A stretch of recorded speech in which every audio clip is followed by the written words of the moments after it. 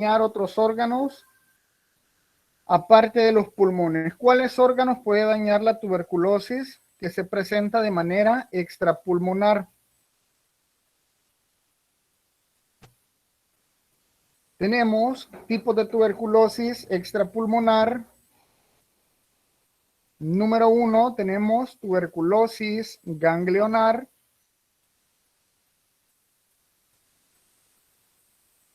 Esta se da en los ganglios linfáticos.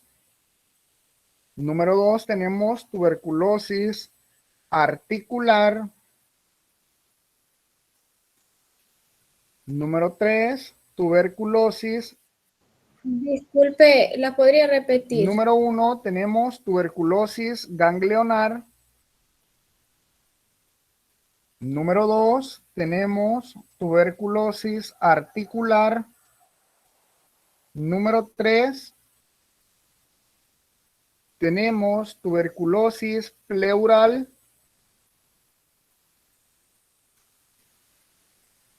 Número 4, tenemos tuberculosis ósea. Número 5, tenemos tuberculosis cutánea. Número 6, tuberculosis meningea. Número 7, tuberculosis pericárdica. Número 8, tuberculosis peritoneal.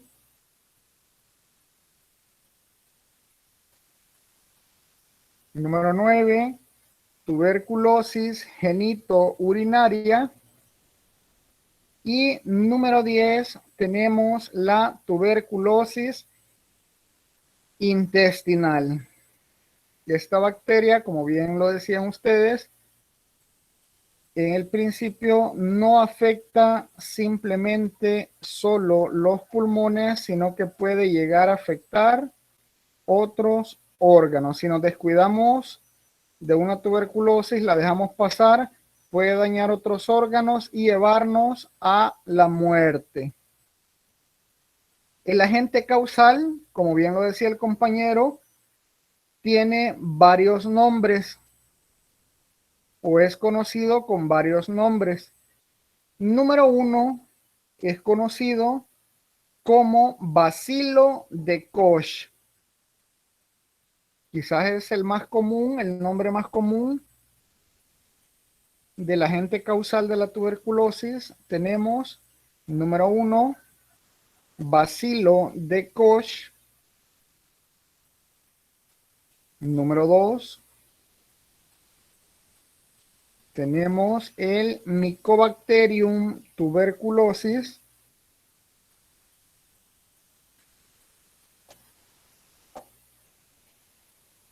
Y número 3, tenemos el bacilo ácido alcohol resistente.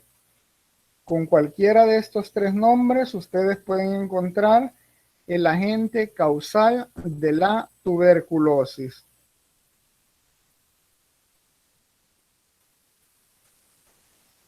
Aparte, características de la bacteria.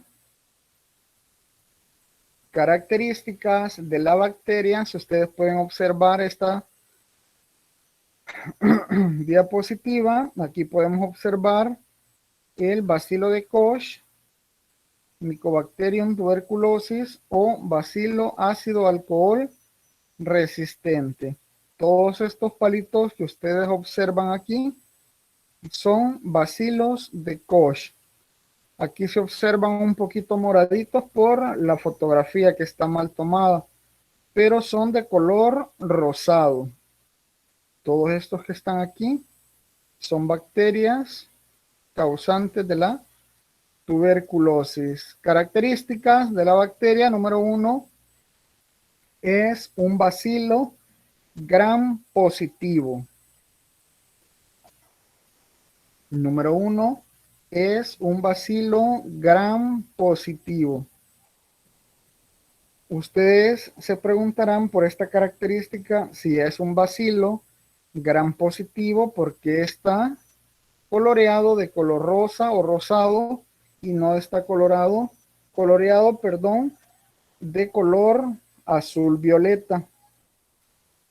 En este caso es un bacilo gram positivo. Si se recuerdan, cuando en la primera clase donde vimos la coloración de gram, veíamos que los bacilos gram positivos se coloreaban de azul violeta y los bacilos gram negativos se coloreaban de color rosado. Este bacilo, aunque es gram positivo, se colorea de color rosado. ¿Por qué? Porque no está coloreado con la tinción de gram, sino que está coloreado con una tinción que se llama tinción de Ziel-Nielsen, que más adelante la vamos a ver.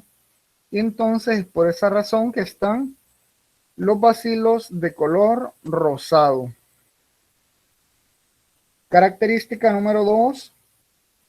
Según la literatura, dice que es un bacilo grande y gordito.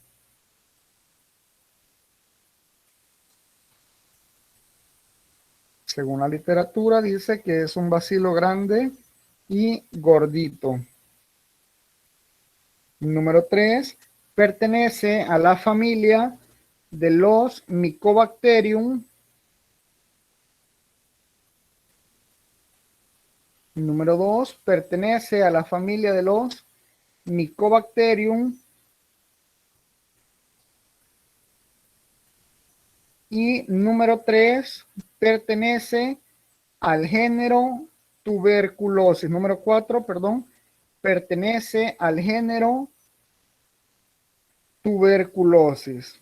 Ahí están las características de la bacteria que causa la tuberculosis. Número 1, es un bacilo gram positivo. Número 2, es un bacilo grande y gordito. Número 3, pertenece a la familia de los Mycobacterium. Y número 4, pertenece al género tuberculosis.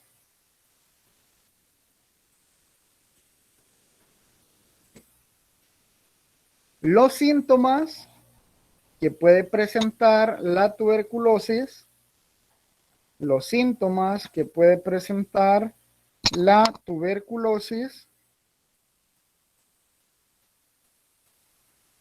número 1, una tos crónica. Ahorita en nuestros tiempos, si tenemos una tos crónica, todos decimos que es coronavirus y nos olvidamos totalmente de los otros tipos de enfermedades que nos pueden causar tos, como por ejemplo la tuberculosis.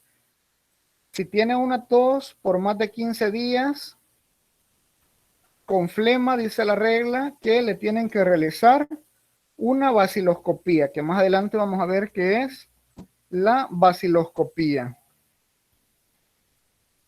Esa tos crónica tiene que ir acompañada con esputo sanguinolento.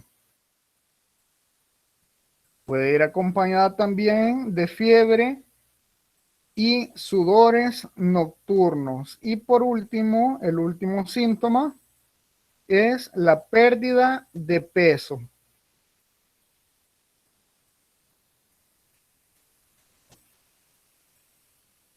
Es la pérdida de peso.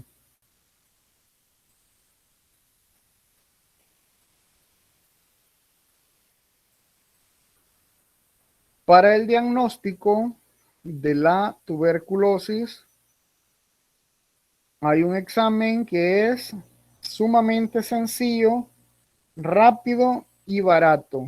Y hay otros tipos de exámenes que son más complejos, caros y se tardan mucho más para realizar un diagnóstico. El primero, para el diagnóstico, que es más barato, simple y sencillo, es la baciloscopía. ¿Alguien ha oído hablar acerca de la baciloscopía?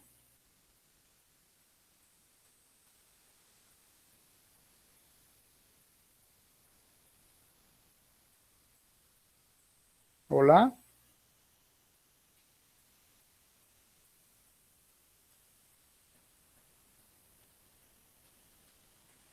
¿Nadie ha oído hablar acerca de la vaciloscopía? No será un examen que, ¿cómo se llama? Que, o sea, creo que su propio nombre lo dice, se usa para detectar los bacilos. No sé si estaré en lo correcto. Exacto, la vaciloscopía es el examen que se realiza para el diagnóstico de la tuberculosis. Como les decía, es el examen más barato y rápido que tenemos en la actualidad para detectar la tuberculosis. Con la vaciloscopía, ahora en la mañana, usted ya va a pasar consulta, se la indica el médico. En la tarde o al siguiente día ya tiene los resultados. En cambio, con los otros métodos que vamos a ver más adelante, se tardan de 2 a 3 meses para obtener resultados. Para la vaciloscopía es ideal tomar 2 muestras. Anteriormente se tomaban 3 muestras, pero con los lineamientos que giró el Ministerio de Salud, ahora solo se toman 2 muestras. La primera tiene que ser al nomás, se la indica el médico le da su frasco y usted da la vaciloscopía al laboratorio. Y la segunda tiene que ser en ayunas y se la tiene que tomar en su casa.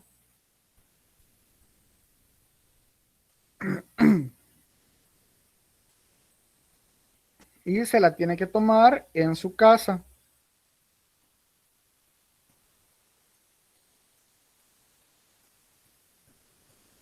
¿Tienen alguna duda hasta el momento? ¿Alguna pregunta? Bueno, no sé, se puede sonar un poco como ignorante esto, pero al momento de realizarse lo que es esa prueba se realiza eh, de forma sanguínea o cómo. A O, eso vamos ahorita con estos pasos que vamos a ver. Vamos a tratar de solucionar su interrogante. La vaciloscopía no se realiza de manera sanguínea, sino que es una muestra de esputo la que se da, es una flema.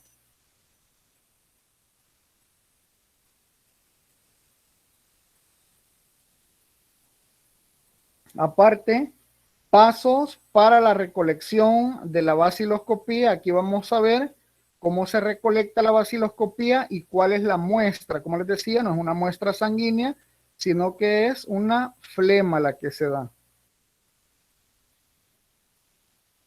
Y por eso vemos nosotros los pasos y es la importancia que tienen ustedes de conocer todas las indicaciones y todos los pasos que se le dan a los pacientes, porque como ustedes ahorita acaba de preguntar el compañero, hay muchas personas que no saben cómo se toman los diferentes tipos de exámenes. Ahí es donde ustedes juegan un papel fundamental conociendo los procedimientos de la toma de muestra de los diferentes tipos de exámenes para explicarles a ellos cómo se toman.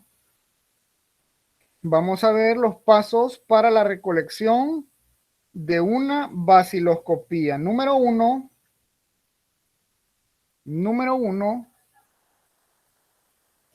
se tiene que tener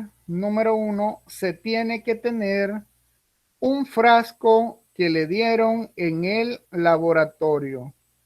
Número uno, se tiene que tener un frasco que le dieron en el laboratorio.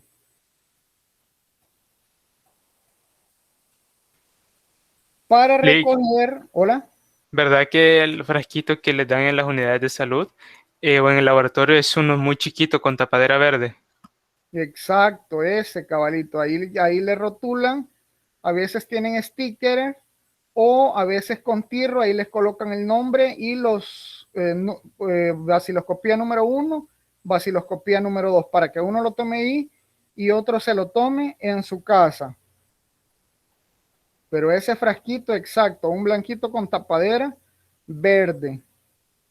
A veces cuando no hay de esos, incluso les dan hasta frascos estériles de orina, cuando no hay de esos frasquitos. Pero exacto, de esos son. Decíamos que tenga a la mano el frasco que le entregan en el laboratorio o se lo puede entregar también el médico o el personal de enfermería para recoger la muestra de esputo, gargajo, polla o flema. ¿Por qué decimos todos estos términos? ¿Por qué decimos todos estos términos? Porque hay personas muy sencillas o personas del campo que si usted les dice tráigame una muestra de esputo, no le van a entender de qué se trata. Y entonces por eso ustedes les tienen que decir una muestra de esputo, gargajo, polla o flema. Si ustedes han escuchado hablar a los abuelitos o a personas mayores, a veces dicen, ellos están acostumbrados a decir gargajo. Cuando tienen tos, dicen, ay, que ando un gran gargajo que no lo puedo echar. Entonces ellos están acostumbrados a utilizar esa terminología y si usted les dice, mañana tiene que traerme una muestra de esputo, a saber qué le van a llevar. Y entonces por eso es importante decirles y explicarles que tiene que ser una muestra de esputo, gargajo, polla o flema. Número 2, se debe de tomar aire profundamente. Se debe de tomar aire profundamente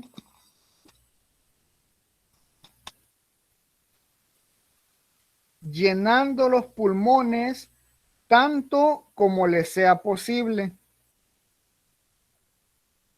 Llenando los pulmones tanto como le sea posible.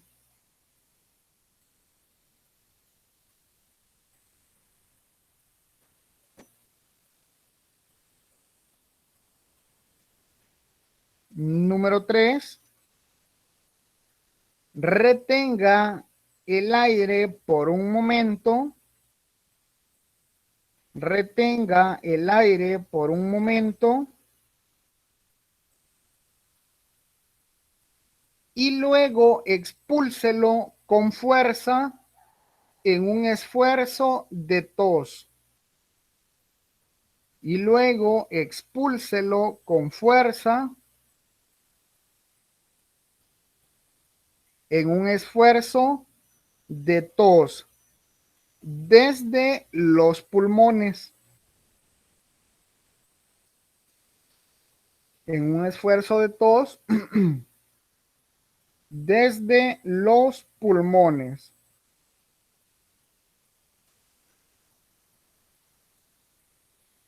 Y arroje la muestra depositándola en el frasco. Y arroje la muestra depositándola en el frasco.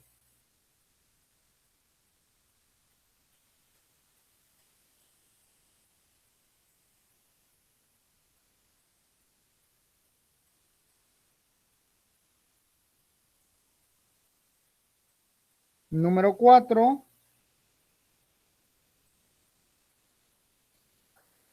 Mantenga la muestra a temperatura ambiente. Este paso ya va a ser para la segunda muestra que ustedes tomen en la casa, porque la primera la toman en el establecimiento de salud y de un solo la entregan. Pero para la segunda que la toman en la casa, se debe de mantener a temperatura ambiente. Se debe de tener a temperatura ambiente y se debe de llevar lo más pronto posible y se debe de llevar lo más pronto posible al laboratorio.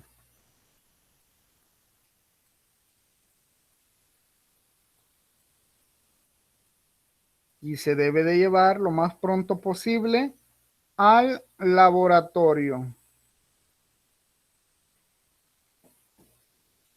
Y esos son los pasos para la recolección de una baciloscopía. Y como pueden observar, no es muestra de sangre, sino que es una muestra de flema la que se da. Aquí podemos ver esta ilustración de cómo vamos a realizar la toma de una vaciloscopía. Aquí podemos ver en el número 1 al paciente que está tomando aire profundamente, llenando los pulmones tanto como le sea posible. En la ilustración número 2, el paciente está reteniendo el aire por un momento, y en la número 3 está expulsando la flema con fuerza en un esfuerzo de tos. ¿Para qué? Para depositarla en el frasco. Esta flechita nos indica que debemos de repetir estos pasos para la segunda muestra que vamos a tomar en nuestra casa. Y por último decíamos que tenemos que mantenerla a temperatura ambiente y llevarla lo más pronto posible al laboratorio. ¿Tienen alguna duda con la toma de muestra? No importa si esa muestra lleva residuos de sangre, ¿verdad? No, acuérdense que uno de los síntomas es esputo sanguinolento. Entonces, si lleva residuos de sangre, no hay ningún problema. Cuando se realiza la coloración, ahí se van todos los glóbulos rojos de la sangre y queda solo los bacilos ácido alcohol resistente, en caso estuviera positiva. Le digo una duda. Cuando, por ejemplo, se realiza lo que es la prueba en casa, es necesario que se embolse una bolsita de color negro para que no se vaya a dañar la muestra, o no No, importa. esa no necesita. La Ah, muestra de esputo no se degrada con la luz. Esa puede ir en una bolsita transparente por seguridad, no porque pueden llevar directamente el frasquito, pero por seguridad, acuérdense que es una enfermedad infectocontagiosa. Tienen que llevarla siempre en una bolsita, pero no necesariamente una bolsa negra. gracias. Bueno, ¿alguna otra duda?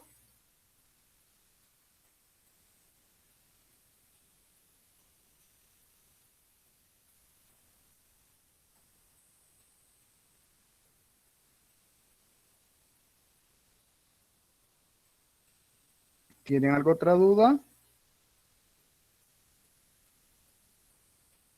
Fácil y sencillo los pasos para la recolección de una vaciloscopía. Como les decía anteriormente, las vaciloscopías no se colorean con la tinción de Gran, sino que se colorean con la tinción de Ziel-Nielsen. Y para esto tenemos otros pasos. Eso no lo copien, solo escúchenlo como cultura general, porque ustedes nunca van a realizar una coloración para vaciloscopía. Los únicos que hacen las coloraciones es en el laboratorio clínico. Pero como cultura general, para que lo sepan, una coloración de Ziel-Nielsen, primero se tiene que hacer una fijación en una lámina. Ahí se coloca la muestra de esputo y se deja secar a temperatura ambiente. Luego se le agrega el colorante fuchsina fenicada durante 5 minutos. En el lapso de esos 5 minutos se tiene que flamear. Ustedes colocan un algodón con alcohol, lo agarran con una pinza y debajo de la preparación lo pasan hasta que emita vapores, sin llegar al punto de ebullición. Si llega al punto de ebullición, se arruina la coloración. tienen que solo soltar vapores y ahí lo dejan. Luego de esos 5 minutos, con la muestra ya flameada, se quita la fuchina fenicada agregándole agua. Se lava la preparación, se escurre y luego se le agrega alcohol ácido por 2 minutos. Al pasar los 2 minutos con alcohol ácido, se vuelve a lavar con abundante agua y se le coloca el azul de metileno. El azul de metileno lo van a colocar por 1 minuto. Luego de transcurrido ese minuto, van a lavar con suficiente agua y van a dejar secar la preparación para después observarla al microscopio. Igual que la coloración de Gram, cada uno de los componentes tiene su función. La fuchina fenicada nos sirve para colorear los bacilos ácido alcohol resistente.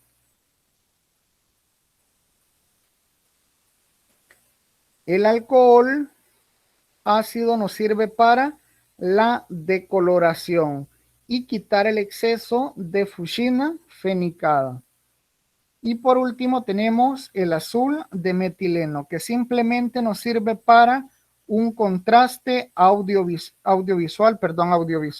contraste visual a la hora de estar observando en el microscopio. Ese solo nos proporciona un tono azul para tener un contraste a la hora de estar viendo en el microscopio. Luego, como mencionábamos, tenemos otros métodos para el diagnóstico de la tuberculosis. ¿Cuáles son esos otros métodos? Uno de esos métodos es la radiografía de tórax, que esta va de la mano con la baciloscopía. Este otro método de diagnóstico no es muy caro y también es rápido para su realización.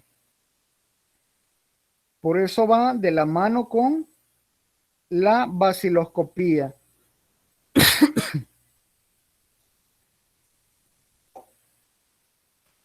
¿Qué vamos a observar en la radiografía de tórax?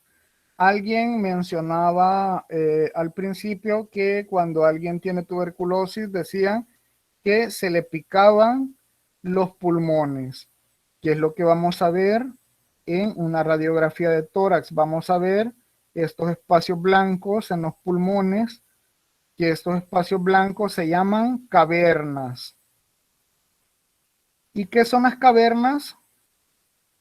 Son pequeños huecos que se le hacen a los pulmones producto del Mycobacterium tuberculosis. Ahí es donde va comiendo los pulmones y por eso a veces y antes, las personas de antes decían que cuando alguien tenía tuberculosis se le picaban los pulmones porque se forman al tener tuberculosis estas cavernas, que es donde el virus se reproduce y va comiendo los tejidos del pulmón.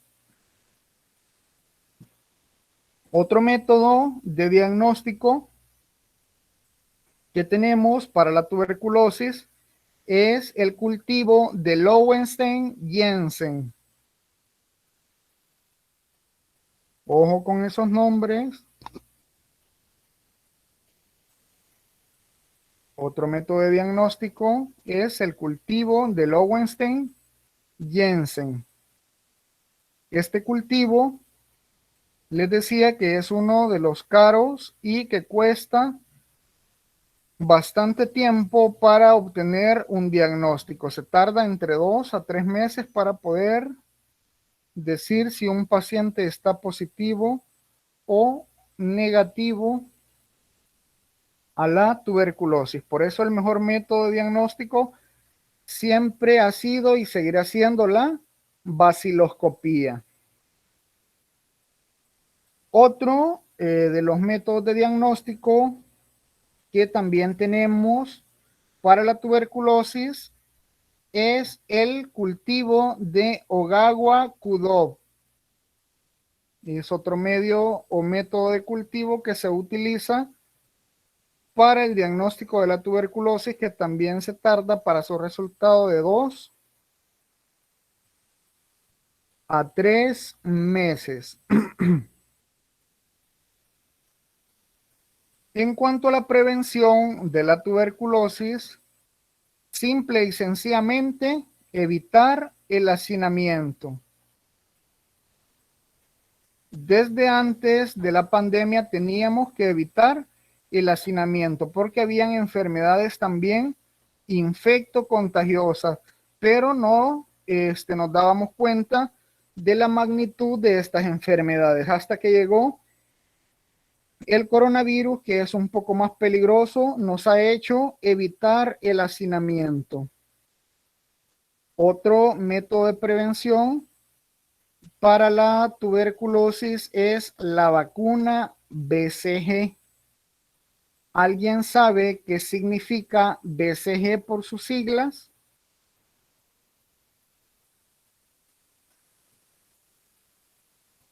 ¿Alguien sabe qué significa BCG por sus siglas? Creo que algo así como, Casi no se le escucha.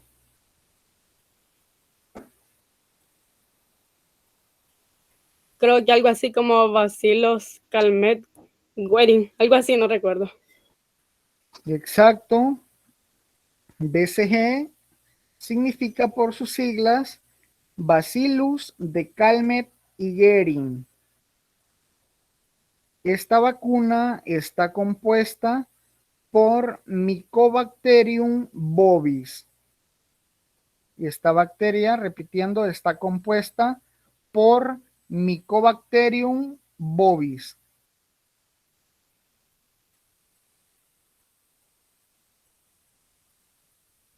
Lick, una pregunta. ¿Sí? Bueno, normalmente es la vacuna que se le pone al recién nacido, pero si no se le pusiese en el momento del nacimiento o a los días y de repente no hay o se escasea, se puede poner de más meses. Sí se puede poner, pero casi siempre tiene que cumplir el esquema de vacunación, porque ¿qué es lo que pasa? Cuando no se colocan, rompe el esquema de vacunación y el bebé queda vulnerable a este tipo de bacteria.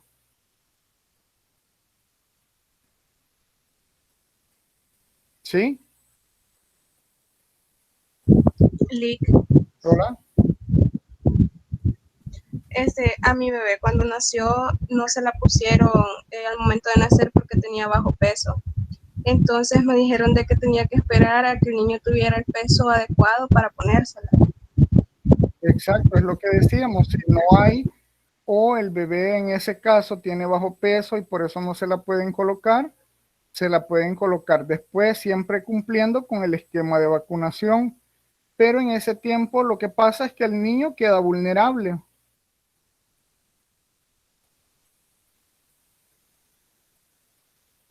No pasa nada si se la colocan después. Acuérdense que las vacunas son, en este caso, es una bacteria, no el Mycobacterium tuberculosis, sino que es el Mycobacterium bovis atenuado. ¿Qué significa atenuado? Al buen salvadoreño, atontado o atenuado.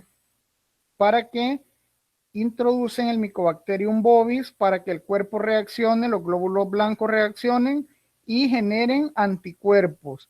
Anticuerpos de memoria que a la hora de usted adquirir esa enfermedad, el cuerpo ya sabe qué tipo de bacteria es, la ataca y le puede dar esa enfermedad, pero no le puede dar de manera grave. Eso es lo que pasa con la vacuna del COVID. Hay algunas personas que dicen que si les colocan la vacuna, pueden andar sin tapabocas, pueden hacer lo que ellas quieren porque ya no les va a dar, coronavirus. Eso es mentira. La vacuna les evita la forma grave del virus, así como la tuberculosis les evita la forma grave de la tuberculosis, pero de que les puede dar, posiblemente les va a dar, aunque ahorita está sumamente controlado los casos de tuberculosis y es raro a los pacientes que les da tuberculosis. ¿Tienen alguna otra duda?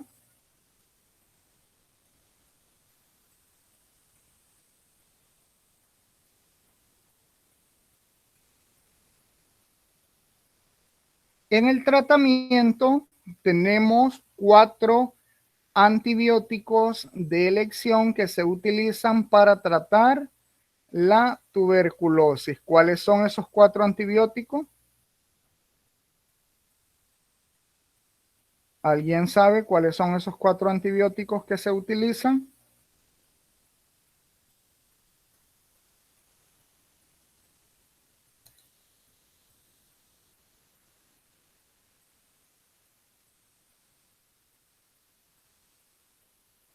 Un jarabe, no es. No, un jarabe no. Ah, Yo expuse este tema, Lick, y parece que había una que se llamaba etambutol y había otra que se llamaba epiricina, parece que se llamaba. Exacto, el etambutol, sí. Los 4 antibióticos de elección para el tratamiento de la tuberculosis son, número 1, rifampicina, número 2, isoniazida, número 3, piracinamida y número 4, etambutol.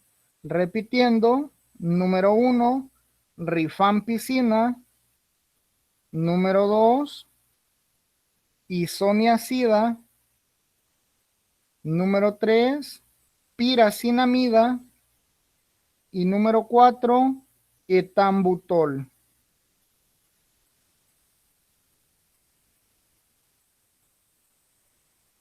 Para realizar el tratamiento hay diferentes tipos de opciones. Aparte, opción número 1,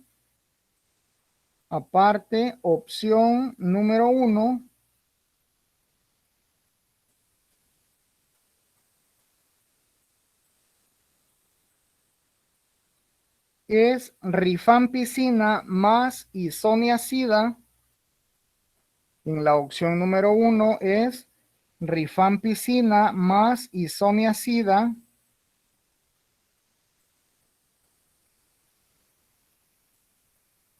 Lick, no sé si me puedes hacer el favor de repetir. En la opción número 1 es rifampicina más isoniazida. Estas se tienen que tomar a diario durante 8 semanas.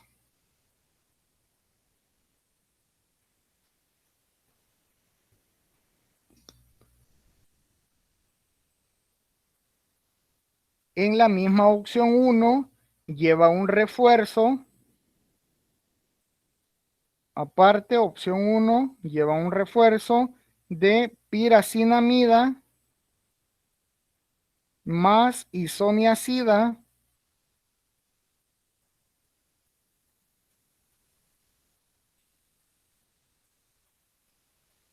Estas se deben de tomar 2 veces por semana durante 7 semanas más.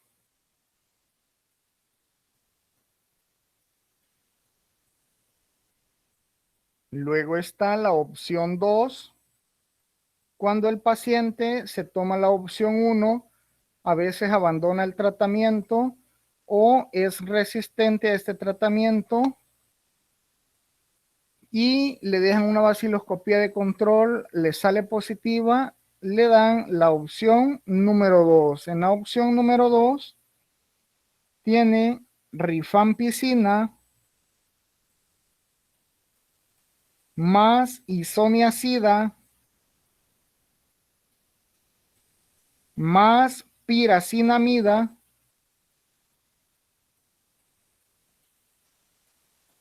se debe de tomar a diario durante 2 semanas.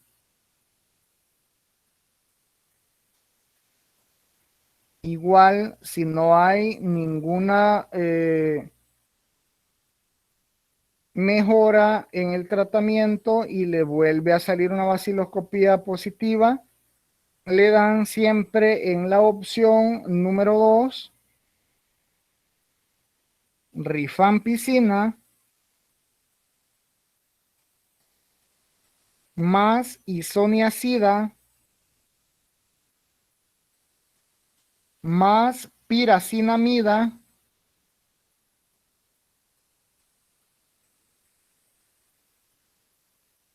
dos veces por semana durante 6 semanas más.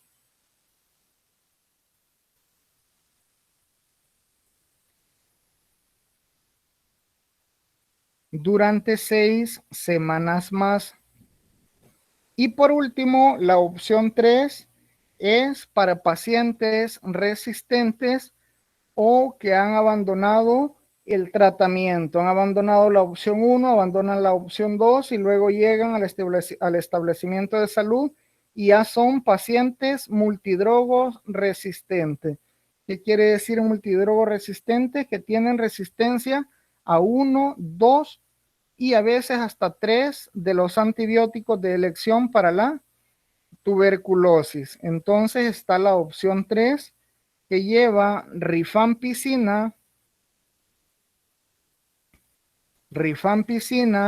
más isoniazida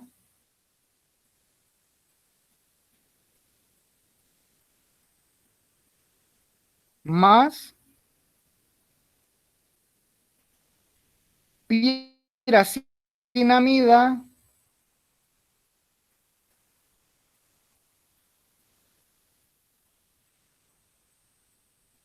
más etambutol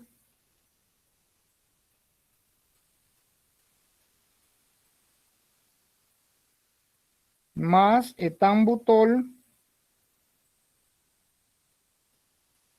Estas se deben de tomar 3 veces por semana.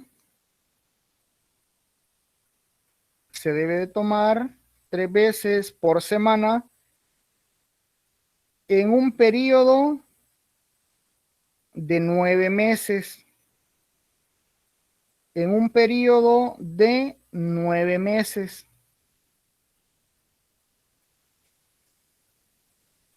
Estas son las 3 opciones que tenemos para el tratamiento de la tuberculosis. La opción número 1, si el paciente llega después de la opción número 1 y su vaciloscopía sigue siendo positiva.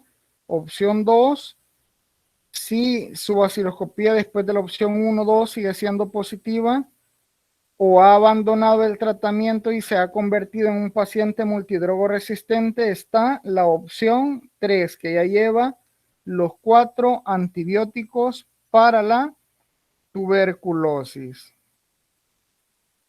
No sé si tienen alguna duda, alguna pregunta con respecto a todo el tema. Si ya el medicamento en la opción 3 ya no le hace efecto, por así decirlo, ¿qué se debe de hacer? A veces le tienen que dar algún refuerzo o más tiempo en la duración del tratamiento, y si ya no le pega ningún tratamiento, ningún antibiótico, perdón, así como en el caso de las bacterias comunes, solo se espera un milagro de Dios.